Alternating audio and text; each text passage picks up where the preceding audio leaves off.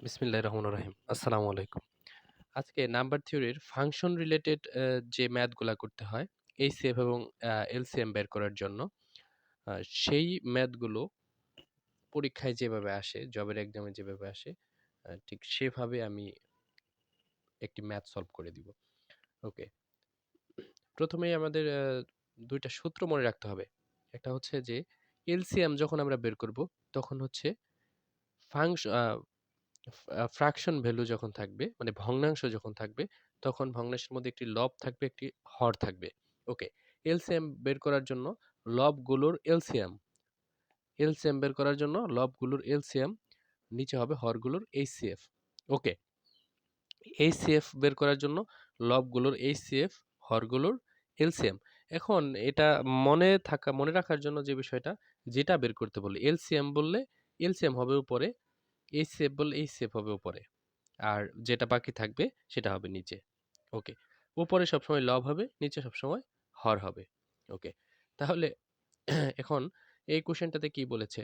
Find the HCF and LCM of 2/3, 8/9, 16/81 and 10/27। তাহলে কি করতে হবে? যদি আমরা এলসিএম বের করি তাহলে লবগুলোর এলসিএম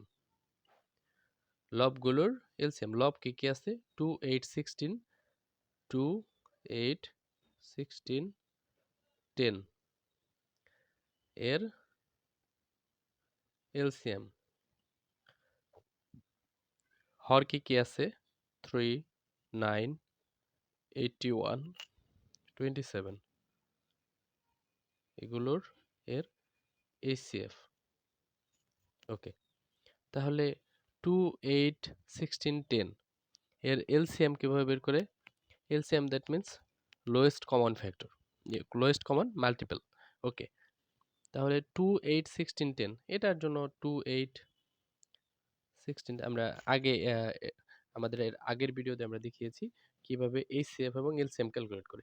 ঠিক ওভাবেই এলসিএম বের করতে হবে, এইচসিএফ বের করতে হবে। তারপর যেটা বের হবে সেটা হবে অ্যান্সার। ওকে। তাহলে এইচসিএফ কিভাবে ক্যালকুলেট করব? Same way